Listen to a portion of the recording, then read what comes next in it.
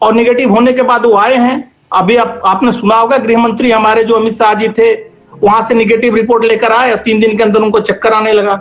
फिर उनको जाना पड़ा। ये पोस्ट कोविड लक्षण है। तो अगर आपको पोस्ट कोविड लक्षण दिखते हैं, और कुछ इसमें क्या होता है कि जब इम्यूनिटी अभी कमजोर होती है तो शरीर के ऊपर other bacteria, virus, fungal infection हो जाते हैं, क्योंकि इम्यूनिटी कमजोर है। तो उसमें और भी आपको डिजीज हो सकते हैं, उससे हमको बचना बहुत जरूरी है। जो खास करके जो मेन, जो अगर कुछ क्या कॉम्प्लिकेशन ज्यादा हो सकते हैं, जो आपके लिए डेंजरस हो सकता है, जानलेवा हो सकता है, इसको जानना जरूरी होती है। तो लंग्स में जो फाइब्रोसिस होता है, जिसे सामान्य तौर पर निमोनिया कहते हैं,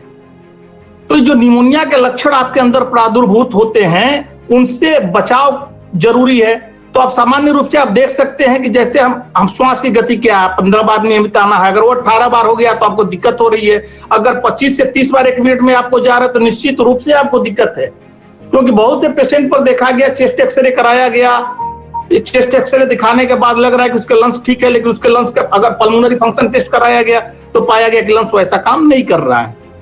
तो हम लंग्स पर काम करने वाले जो कार्मुक द्रव्य क्या दे सकते हैं हमारे लिए, मेधा पर काम करने, क्योंकि स्ट्रेस उसमें है, उदासी है, गुस्सा है, सारे पोस्ट कोविड लक्षण में है।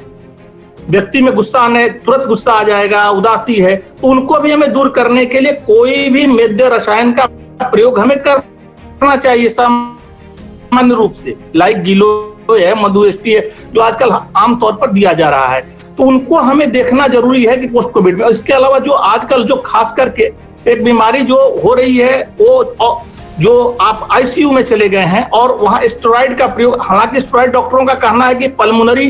जो फाइब्रोसिस है उसे बचने के लिए हम इसका प्रयोग कर रहे हैं। स्टेरॉइड का प्रयोग करना हमारे लिए ये कहे कि एक तरह जीवन को बचाने के लिए जीवन सपोर्ट की ऐसी मेडिसिन है जो हमें चलाना पड़ता है। लेकिन जब इसके ओवरडोज होते हैं या आईसीयू में जो ऑक्सीजन के लिए वेंटिलेटर पर जो दिया जाता है, वहां पर अगर किसी तरह की असावधानी होती है, संक्रमण वहां से आ सकता है फंगस का, और वो ब्लैक फंगस का जब संक्रमण होता है तो इनको जानना बहुत जरूरी है कि आपके, अगर आपको ये लगता है सामान्य साइनोसाइटिस में भी लक्षण आते हैं, लेकिन आप अगर पोस्ट कोविड या कोविड हुआ है, आपके आप डायबिटिक हैं, आप में कार्टिसोन का अधिक प्रयोग किया गया है, और आंखों का जो है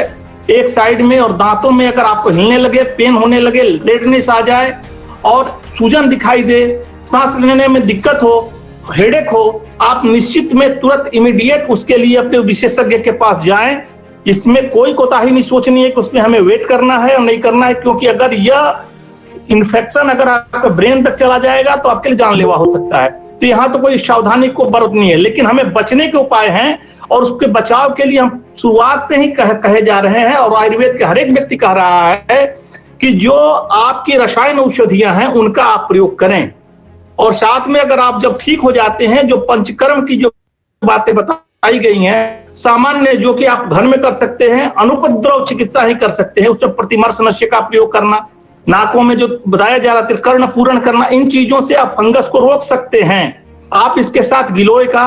शिलाजीत का, अर्जुन का जो प्रयोग, जो सामान्य रूप से हर एक लोग जानते हैं, जो पूछेंगे उसके अनुसार बताएंगे, क्योंकि खास करके आपका ब्रेन, किडनी और आपके जो है आंखों पर जो इफेक्ट हो रहा है, लंग्स पर इफेक्ट हो रहा है, उनके अनुरूप अलग अलग दवाएं के लिए दिया जाता है। क्योंकि इम्यूनिटी एक सामान्य, जो सामान्य आहार से आपकी होगी, आप बादाम पिस्ता खा रहे हैं उससे भी होगा, सामान्य आहार से बढ़ेगी, लेकिन खास करके जो रोग प्रतिरोधक क्षमता किसी रोग के प्रति या लक्षणों के प्रति जो हम उत्पन्न करते हैं, उसके लिए वैसी रसायन औषधियां देनी पड़ती है, और चिकित्सक की सलाह पर दी जा सकती हैं, और इसको रोका जा सकता है। ऐसी बहुत सी औषधियां हैं, इसलिए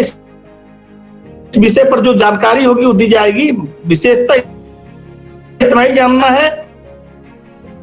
कि पोस्ट कोविड में जो हमने कोविड होने जो हम गिलोय ले रहे थे, जो हम सामान्य चीज ले रहे थे, उन औषधियों का जो प्रयोग है हम बंद ना करें, उसको पोस्ट कोविड के पीरियड में लें, सामान्य सुपाच्य आहार लेते रहें,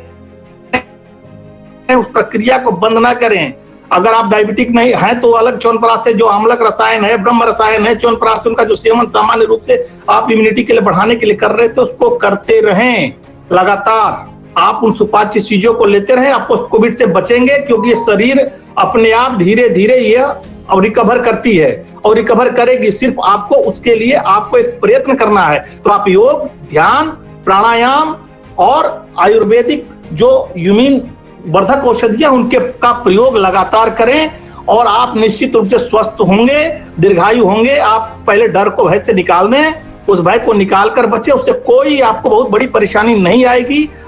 आपने कोरोना को जीता है, आप इसको भी जीत लेंगे, लेकिन उसके मनोबल को आपको ऊंचा रखना है। और आयुर्वेद में जो भी रसायन थेरेपी बताई गई है और जो सामान्य पंचकर्म चिकित्सा बताई गई, उसका आप प्रयोग करें, आपको किसी तरह की कोई कठिनाई नहीं आएगी।